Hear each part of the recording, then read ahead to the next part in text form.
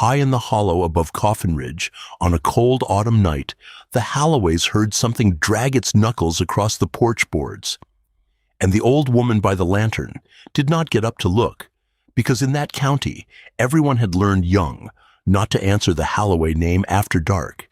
If you've ever heard a sound on your own porch and lain still, hoping it would pass, you already understand these people.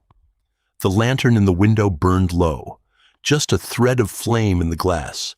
Out on the boards, that slow scrape came again, patient, unhurried, out where no dog nor man had any business being.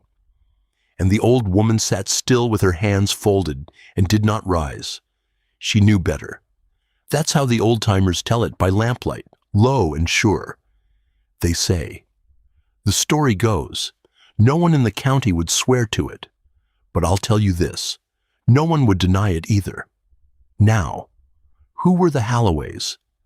They came into that high hollow 3 generations back, and they never came down more than they had to. There was Elias, the grandfather, a trapper, a hard man, the kind who'd skin a thing without looking it in the eye. His wife was Verna, gray and quiet, and their kin were scattered through 2 cabins and a smokehouse built of dark chestnut logs, black as a wet stump. They weren't hermits, mind you. They came down to the crossroads store to trade, pelts, salt, a jar of something. The folks there took their coin and made their small talk.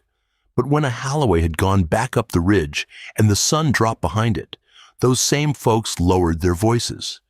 You just didn't speak the name after dark. Nobody taught you that. You learned it. And there was one thing more, the first thing that ever set the county uneasy. The Halloways buried their own dead up the hollow, not in the church ground, where the decent folk lay. Up there, in the dark under the trees, with no marker and no preacher. Listen for it the way they did, a slow scrape, out where nothing should be. That winter was a hard one, and the youngest boy, Tolliver, took sick and died, or so the family said. But 3 nights after they put him under, the widow down the ridge swore she heard him crying. From the smokehouse. Crying. From the smokehouse. 3 nights after they'd put Tolliver in the ground, the widow Cass Renner heard it drift down the ridge, and she was not a woman given to fancy. So she pulled on her shawl and climbed the hollow to warn Elias. She never got past the fence. Elias met her at the split rails, with a rifle laid across his arm, the barrel catching the last of the dusk. He didn't raise his voice. He told her to keep her tongue behind her teeth and to go home, and to never come up that hollow again. You'd have turned back too, with a rifle in your face. But Cass had already heard what she heard.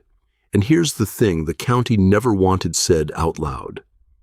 In that dark chestnut smokehouse, up under the rafters where a man hangs his winter meat, something hung salted and still, shaped like meat, cured like meat.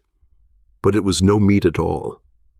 The Halloways had kept something they should never have kept, and they'd cured it so it wouldn't rot, and it cried at night in a boy's voice. After that, things started going. The livestock first. A pen full of hogs one evening, and by morning fog just churned mud and a rail knocked loose, no blood, no tracks worth the name. Then the hound, Elias's own dog, gone off its chain, gone entire. Then Verna. Old Verna Halloway, found at the well in the gray of morning, her apron torn near clean off her, sitting there with the bucket rope in her hands and no words left in her. Not one, ever again. Count them with me, the livestock, then the hound, then Verna at the well. And every night, out on the porch boards, that slow scrape came a little nearer, like knuckles dragged across the wood, closer to the door than the night before. So the Halloways did the only thing they knew. They put another lock on the smokehouse door.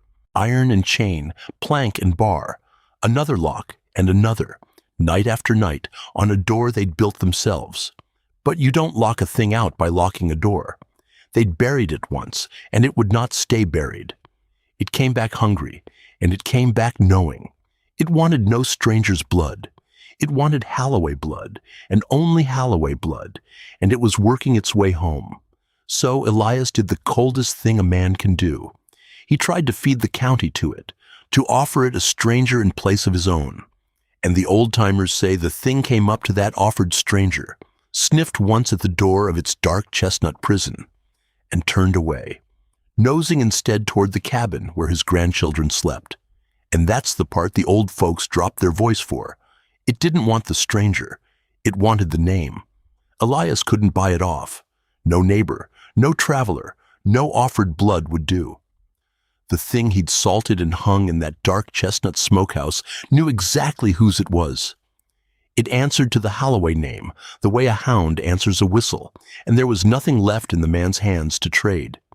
He dug a grave up the hollow once, and covered it, and told himself it was done. It was never done. What you keep, the old-timers say, keeps you. So it came for them. One by one, down that hollow, the Halloway kin were taken back into the ground they dug for it. The grandchildren in their beds, the sons who'd hung the locks. Each cold night the scrape came closer across the porch boards, and each cold night one more lantern went out and did not light again. There was no fighting it. You don't fight your own blood come home.